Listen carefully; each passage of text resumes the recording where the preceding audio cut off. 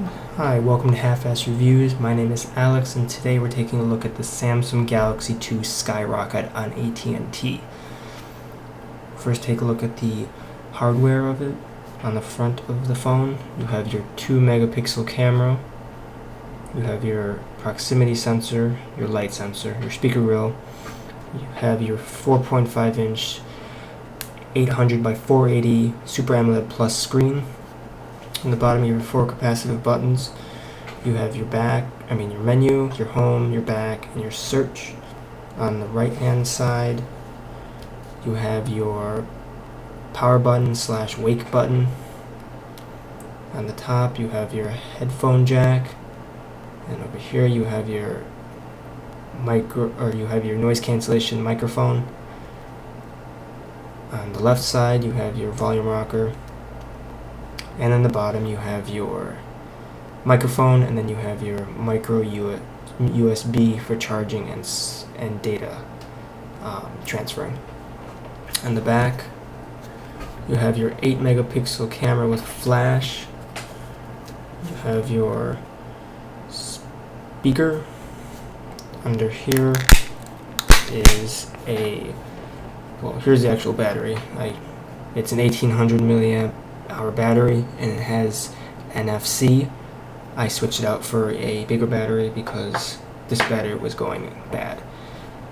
And I have a 2200 milliamp battery that does not have the NFC. Right here you have a spot for your micro SD card, and here is for the SIM.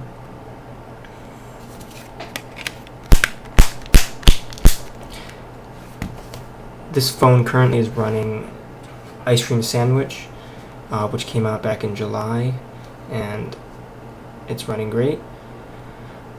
It has a new lock screen. Instead of the slide to unlock, or you slide and it will move the entire picture or the lock screen, now it's just this. And here is the TouchWiz, I believe 3.0. 4.0. I'm totally lost on what version it is now, but it's not the current one. The S3 has the new current TouchWiz. As you can see, I'm running a live wallpaper, and there is very little lag. This phone is running a S3 dual-core Snapdragon, and it's running at a frequency of 1.5 gigahertz. There is little lag.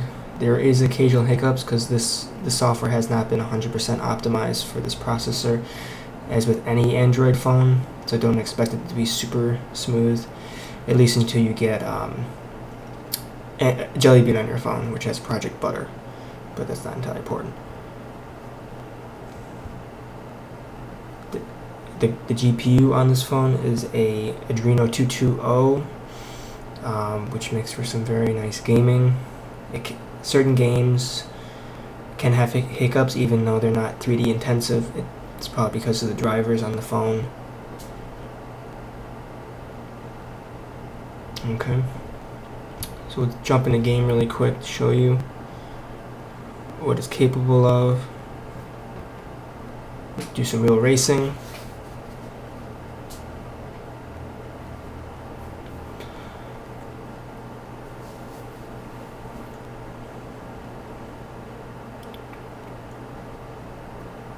Sorry, my camera is being a little weird. It has trouble autofocusing sometimes. Alright, there you go. So it does take some time to load, unfortunately. There's that big, 20-second gap of just black screen. And now it's loaded. Skip that.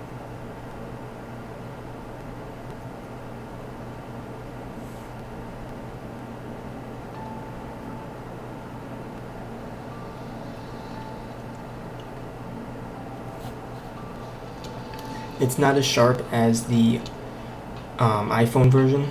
It doesn't have the smoothing and everything. This doesn't have an HD screen, which could be a reason. But it looks still pretty good. The colors look much nicer, I think. Over the natural screen of the iPhone, where there's the natural colors, and these are more saturated.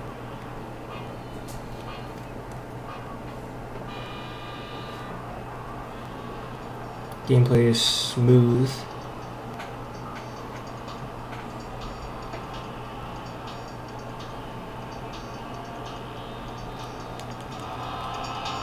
I can't see.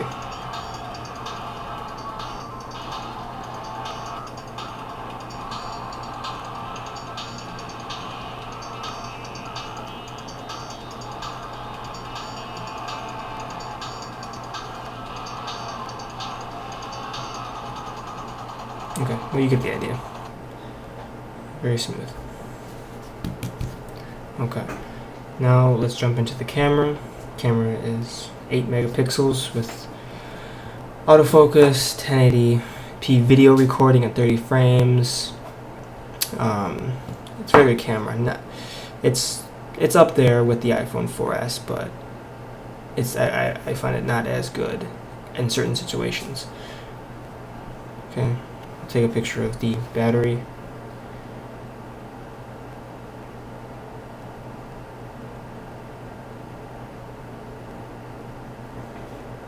Get an idea of what it can do. Text is clear.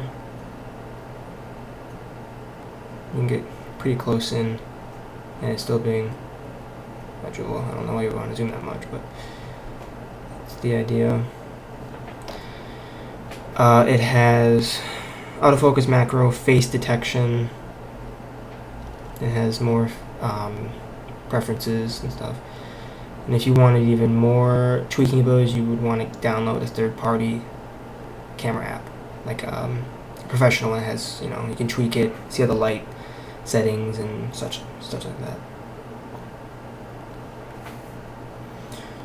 Alright, we will take a look at speed test really quick.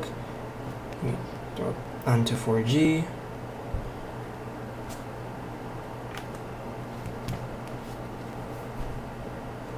Begin test.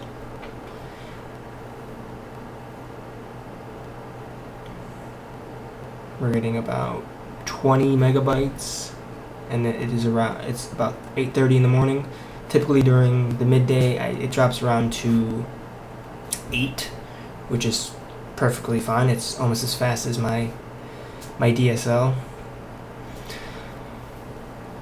And of course, I am right next to a tower, which might make a difference with the signal strength. I'm not sure. And we'll just take a look at Wi-Fi. I have been having some issues on Wi-Fi where it seems slow, and I do have fast internet. So we'll take a look. I should be getting 10 megabytes, and I only get, well, let's see what it goes up to.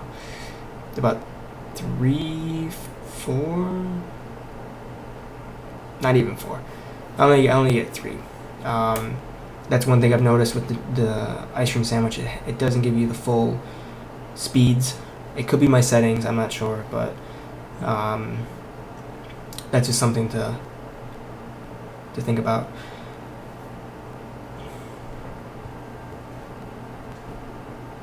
Okay, sometimes it does restart like that, the home screen, which I find it a pain.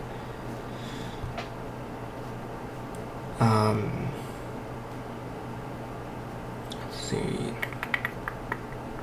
mean, yeah, that's about it.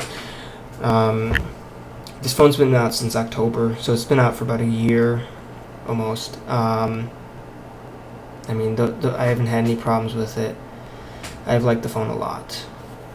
I would recommend getting it. It is only, what, $50, $100 now on at&t on contract. So I would, if you want to get an LTE device for cheap, I would get this phone. There, of course, are newer phones, the Galaxy S3, the 1X, stuff like that. But if you don't want to spend $200 on a phone, this would be a very good phone for the features that it has. If you like this review, please like it, subscribe. Any comments, leave them below. You know the deal. And I will see you guys later.